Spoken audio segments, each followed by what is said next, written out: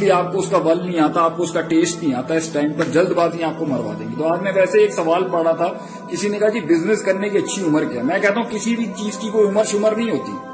سوال یہ ہونا چاہیے تھا کس ایج میں جا کے میں اپنی زندگی کو بہتر طریقے سے ہینڈل کر سکتا ہوں. تو جتنی بچپن سے اگر ایک معاشرے کے اندر یہ مائنڈ سیٹ ہو نا, پیرنٹس سے لے کے, اگر گھر میں یہ معاشرہ ہونا کہ بھائی میں نے اپنے بچے کو 12-13 سال کی عمر تک یہ امام بنا دینا, ایسا تھنکر بنا دینا, اس کی ہر تربیت کا اگر مائنڈ سیٹ ہو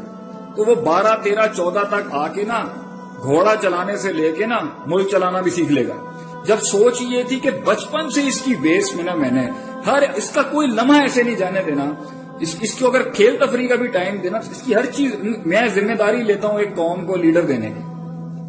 ایک قوم کو ایسٹ دینے کی. تو بھائی جان پھر تو وہ کہیں 18, 20, 21, 22 سال کی عمر تک جا کے نا emotionally, socially, subjectively, rationally, intellectually,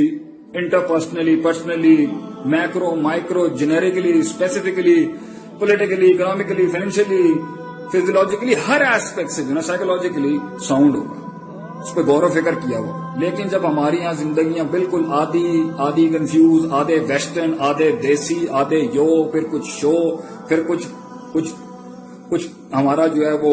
کہیں پر ہم آؤٹ ڈیٹڈ ہو جاتے ہیں, کہیں پر ہم اپ ٹائٹ ہو جاتے ہیں, کہیں پر ہم بالکل ہی یہ ساروں کے گچ بچ مکسچر کے اندر پھر زندگی کے اندر ایک ایج کے اندر جو ہے وہ سکسیس کا مطلب ہی ہے کہ وہ عشق عاشقیاں نہیں ختم ہو رہی ہمارے بچوں کی. پھر وہ عشق عاشقیوں سے باہر نکلتا ہے تو وہ پھر ٹوپی ڈرامے سے شروع ہو جاتے ہیں, دوسرے والے برہم بازیاں جو ہمارے اندر ہیں کہ جی میرے پاس یہ ہے, میرے پاس یہ فلاں برانڈ, میں نے یہ پہنا ہوا ہے, میں یہ ہے, تو چیز کیا ہے, میں کسی ماں نے میرے علاوہ کوئی اور بچہ ہی نہیں جمے. اس ایج سے نکلنے کے بعد جا کے پھر کہیں سوچتے ہیں ہم لوگ چل یار اب کاپی کوپی کر کے یار پاس ہوں, ڈگری شگری اٹھا اور کوئی کام دھندے پہ لگے. اس سوچ کے ساتھ جب آپ آئیں گے تو آپ اس کے بعد بھی اگر آپ میں انلائٹنمنٹ اور روشنی آتی بھی ہے تو بھائی جان کم سے کم اللہ کی دنیا میں تو ناانصافی نہیں ہے نا. جو قوم اور جو بچے اور جو ممالک اور جو مذہب اور دین کے لوگ ساری بیسس پوری کرتے ہوئے آ رہے ہیں, اس کے بعد آپ صرف اس لیے کہیں کہ یار آپ مسلمان ہیں, آپ نے سارے پری ریکویزٹس اٹھا کے پھینکے ہیں تو اللہ آپ کو دے دے گا. ذرا ایک سوال میرا یہ ہے, یہ تو ناانصافی ہوگی. کلن نمدو ہاؤلائی و ہاؤلائی من عطاء ربک کے خلاف. اور دوسرا بھی یہ ہے کہ بھئی پھر اور آپ یہ کہیں کہ میرے لیے سب کچھ ٹھیک ہو جائے کیونکہ میں نے لا الہ الا اللہ محمد رسول اللہ پڑھا ہوا ہے, نام کا پڑھا ہوا ہے, چاہے میرے عمل اس کے مطابق ہونا, منیمم نماز بھی نہ ہو, لیکن کیونکہ میرے ساتھ اچھا اس لیے ہونا چاہیے کیونکہ میں ڈیزرو کرتا ہوں میرے ساتھ اچھا ہونا. یہ ایٹیٹیوڈ ہے آج ہمارا. تو بھائی اس طریقے سے زندگی میں چینج نہیں آتے. اللہ کی دنیا کے اندر مسلمان ہو یا کافر ہو, پروسیس سے سب گزریں گے, سب گرائنڈ ہو کے گزریں گے. But what the main thing is, جس نے روحانیت اور اللہ کے ساتھ تعلق بنا کے اس زندگی کے سفر کو, اس جنگ کو,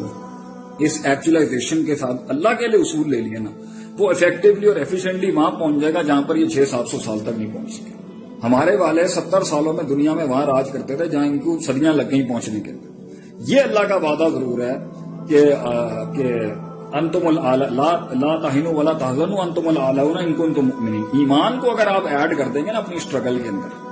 تو نہ آپ کمزور پڑیں گے, نہ آپ کی توہین ہوگی, نہ آپ میں اہانت ہوگی, اور نہ آپ میں کمزوری ہوگی, اور اللہ آپ کے ساتھ ضرور